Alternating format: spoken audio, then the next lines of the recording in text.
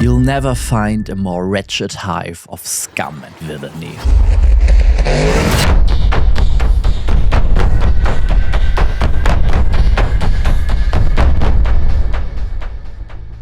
Hi, I'm Leon, freed from the bindings that contain me over at Beneos tokens. Join me in giving an important thought what it truly deserves, and what you deserve from it. So, welcome to Fort Knucklebone.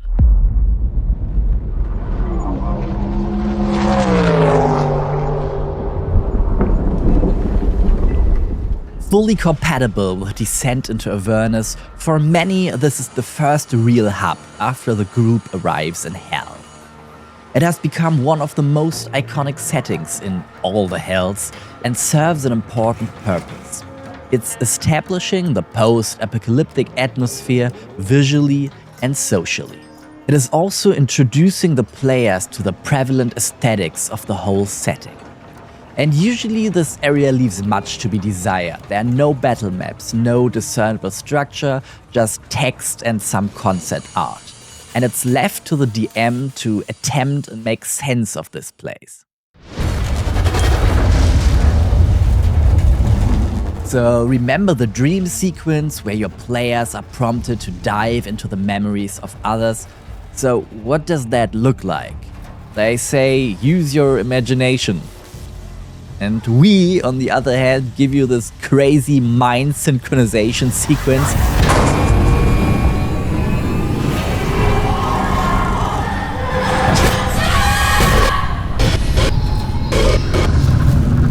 that can only be born from a mad hag's hellish contraption. Play these intros for your players, tell them how they feel as their consciousness pulses through the infernal cabling and their mindscape is turned upside down and inside out again. Which is exactly as messy as it sounds. Visually, our main inspirations for this release were Borderlands, Mad Max, and all-time classic Mos Eisley. This release contains 8 battle maps and 8 sceneries, all interconnected to make this fort a fully walkable location. It's so rare that we get to merge high fantasy, steampunk, and post-apocalyptic aesthetics as freely as we can here. Which is why this place has sheet iron, hellish machines, garish animatronics, it has neon tubes powered by a permanent heat metal spell, and even fairy lights, perhaps even crafted from actual fairies in this case.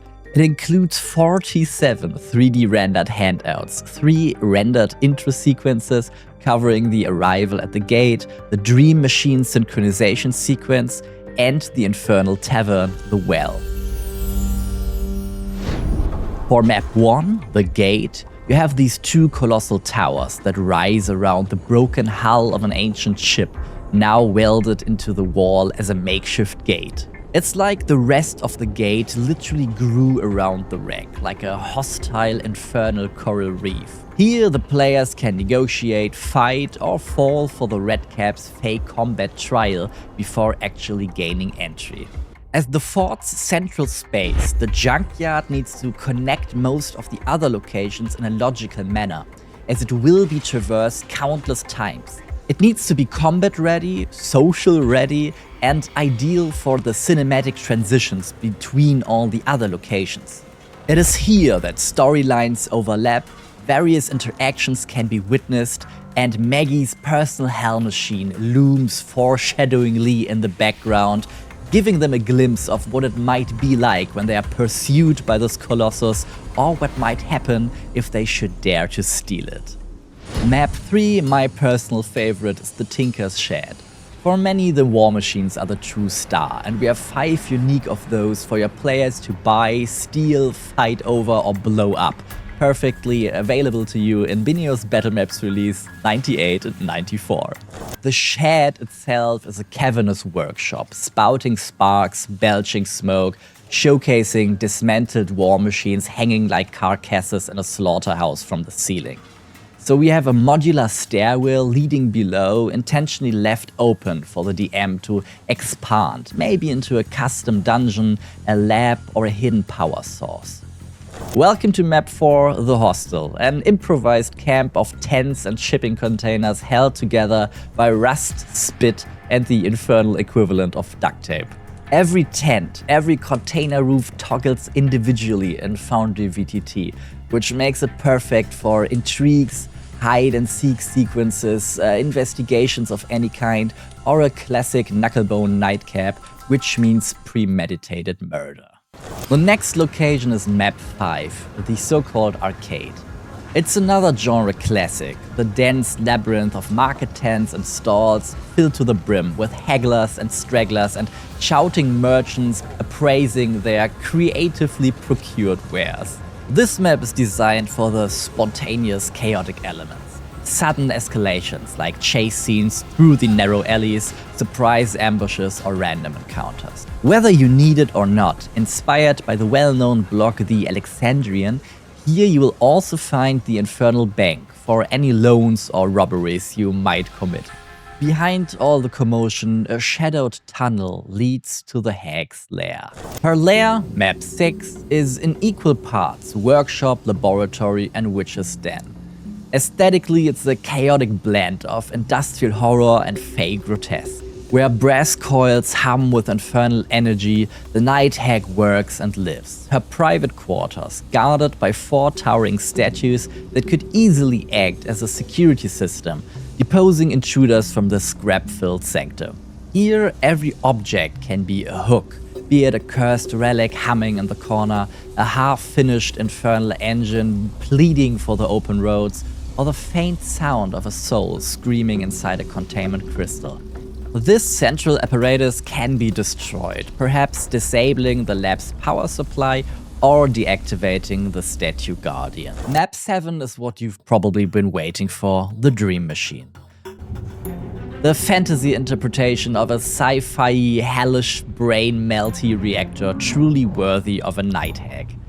It should be called the Nightmare Machine, because there are clues hidden all over the place that people here don't usually take their seats voluntarily, and they don't give up their secrets by choice. So this is the reason why the hag is so powerful. It's not just a plot device, it's in equal parts Planescape, Frankenstein, and a Lynchian fever dream.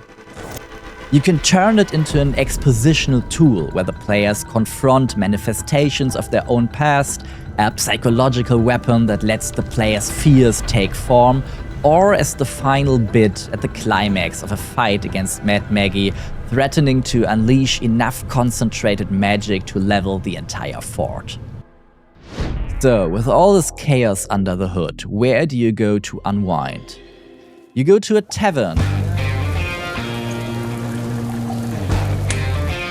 In this case, a hellhole in the wall, a tiki bar carved into the rock, a garish animatronic devil horn logo glowing above the entrance. So, welcome to the well.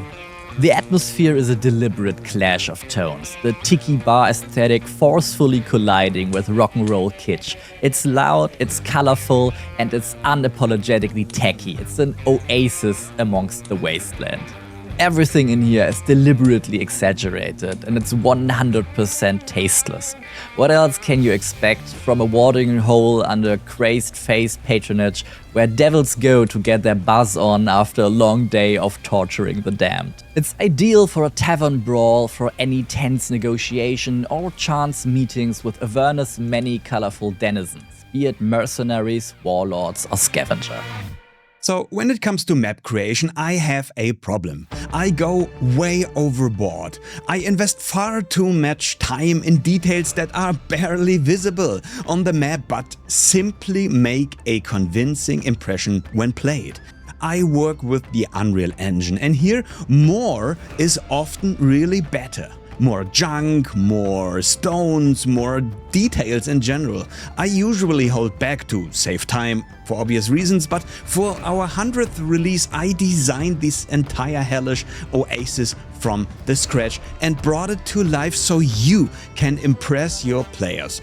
The great thing about our work here at Beneos is that we can intentionally invest way too much time because we know that every single one of you benefits from it. something that is just not justifiable for many DMs with our 5 players a week. And I hope you can see that here in this release. So I took care to give the DMs creative flexibility far beyond the standard Avernus setting. So due to the fort's cross-setting design and blending fantasy, steampunk and post-apocalyptic aesthetics, they are just as usable for any homebrew wastelands, grim industrial cities or diesel fantasy frontiers. Combined with our cyberpunk slums, it can be a scrapyard city. The Canyon Pack can place it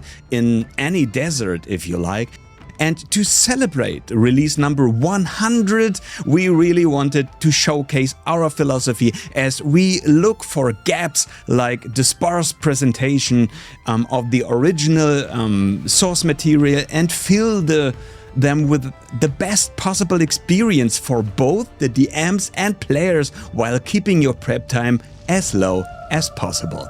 Our fort lives, it creaks, it leaks, but it's definitely alive, and we can't wait to see what stories you can bring back from the well, assuming, well, you don't leave your memories behind in the dream machine. Speaking of importance, speaking of characters, it's me again, as there are a lot of our creatures that work perfectly in tandem with the whole map pack. We have reclusive cliques of Hellrights, escorted by their automaton enforcers, tending to the machinery or scouring the arcade for parts.